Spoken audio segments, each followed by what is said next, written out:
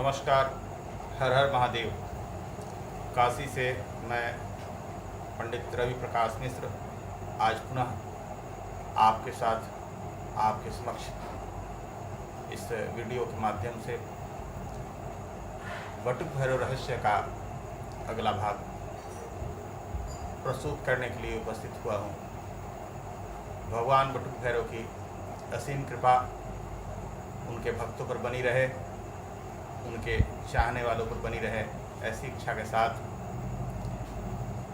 आज मैं पुनः यह बता रहा हूँ कि पिछले वीडियो में मैंने आपको बताया था कि दीक्षा ग्रहण के बाद बटुक भैरव मंत्र का पुरस्चरण करना होता है और पुरस्चरण करने के बाद काम में प्रयोग करना चाहिए। परंतु ये मंत्र की बात है। बटुक भैरव स्तोत्र भी होता है। बटुक भैरव स्तोत्र में एक बटुक भैरव का अष्टोत्तर शतनाम स्तोत्र है और एक बटुक भैरव सहस्त्रनाम स्तोत्र है। अधिक प्रसिद्धि बटुक भैरव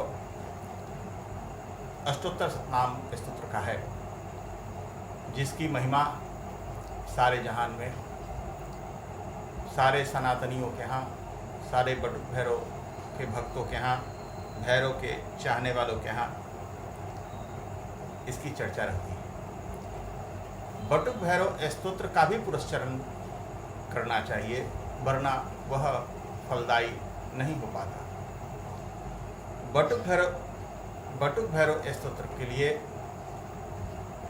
आपको कितना पुरस्चरण करना है मैं यह बता रहा हूँ। बटुक भैरव स्तोत्र के लिए कम से कम 11,000 पाठ करना चाहिए और उसी प्रकार उसका भी दशांश हवन, दशांश तर्पण, दशांश मार्जन, दशांश ब्राह्मण भोजन कराना चाहिए ताकि वह सिद्ध हो जाए। उसके बाद काम में प्रयोग करना चाहिए। और एक बात, चूँकि निकट में ग्रहण काल आने वाला है, तो जो लोग दीक्षित हैं या नहीं दीक्षित हैं और स्तोत्र का पाठ करना चाहते हैं, वो ग्रहण काल में उसको सिद्ध कर सकते हैं। सूर्य ग्रहण आ रहा है, तो ग्रहण काल में कैसे सिद्ध किया जाए। अगर आपके निवास के नज़दीक कोई सिद्ध नदी है, पवित्र नदी है, उस नदी के जल में कमर से अधिक जल में खड़े होकर हाथ में कुसा लेकर उस माला का ग्रहण काल पर्यंत, अर्थात जब से प्रारंभ हो और जब समाप्त हो तब तक उस मंत्र का जाप करते रहें या स्तोत्र का पाठ करते रहें। इससे मंत्र सिद्ध हो जाता है। पुरस्चरण अलग विषय है और सिद्धि अलग विषय है। दोनों में कोई तुलना नहीं है। पुरस्चरण करना अनिवार्य है जो ग्रहण काल में संभव नहीं है, और सिद्धि अलग है जो ग्रहण काल में हो जाती है। सूर्य ग्रहण का विशेष महत्व है, चंद्र ग्रहण का तो महत्व है ही, लेकिन चंद्र ग्रहण से सूर्य ग्रहण का विशेष महत्व है। अगर पवित्र नदी उपलब्ध नहीं है आपके निवास के नज़दीक, तो शिव मंदिर इसके लिए सबसे अधिक अनुकूल है। आप वहाँ भी कर सकते हैं। उसके बाद अब मैं आपको उसके प्रयोग के बारे में बताता हूँ। वशीकरण के लिए लाल पुष्प का प्रयोग करना चाहिए। लक्ष्मी प्राप्ति के लिए कमल पुष्प का प्रयोग करना चाहिए। आयु के लिए दुर्वा का प्रयोग करना चाहिए। रोग के लिए गुड़ का प्रयोग करना चाहिए। अन्न प्राप्ति के लिए घृताक्त अन्न का प्रयोग करना चाहिए। और विद्या, बुद्धि, विवेक, ज्ञान के लिए पलाश पुष्प का प्रयोग करना चाहिए। ये रही काम में प्रयोग की बात। एक बहुत ही महत्वपूर्ण बात कि कभी भी मंत्र का, स्तोत्र का दुरुपयोग नहीं करना चाहिए।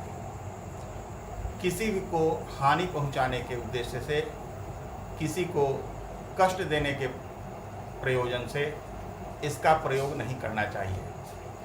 अगर आप इस तरह का प्रयोग करते हैं तो उस व्यक्ति का बाद में स्वयं की क्षति आपकी तत्काल होनी प्रारंभ हो जाएगी। इसलिए भगवान से अपने सुख की कामना से, अपने समस्या के समाधान के लिए, अपने कष्ट निवारण के लिए इस मंत्र का चाहे स्तोत्र का प्रयोग करना चाहिए। किसी को क्षति पहुंचाने के मकसद से इसका प्रयोग कदापि न करें, यह घातक हो सकता है। दूसरी चीज और महत्वपूर्ण चीज, इस साधना में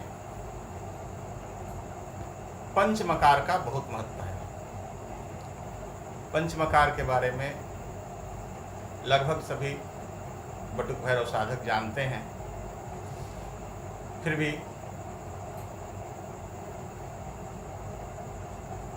मैं संक्षेप में पंचमकार शब्द का प्रयोग कर दिया। अब दीप साधना के संबंध में आपको बताता हूँ। अलग अलग काम्य प्रयोग में अलग अलग दीप जलाने का विधान है, जो निरंतर किसी में 21 दिन, किसी में 27 दिन, किसी में 3 मास, किसी में 2 मास, किसी में प्रतिपदा से पूर्णिमा पर्यंत। इस तरह दीप की बत्ती कितनी की होनी चाहिए, कितनी बत्ती की बाती होनी चाहिए, कितने धागे की बाती होनी चाहिए, कितने वजन का तेल होना चाहिए दीप में, किस चीज़ का दीप पात्र होना चाहिए, कभी गाय के गोबर से, कभी मिट्टी से, कभी इमली के बीज के पाउडर से,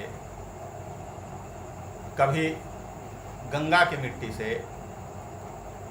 इसी तरह से अलग अलग काम में प्रयोग में अलग अलग चीज़ के दीपक बनाने का, दीपक के प्रयोग का विधान है। अब बटुक भैरव शीघ्र प्रसन्न होते हैं, यह तो मैंने पहले बताया ही है।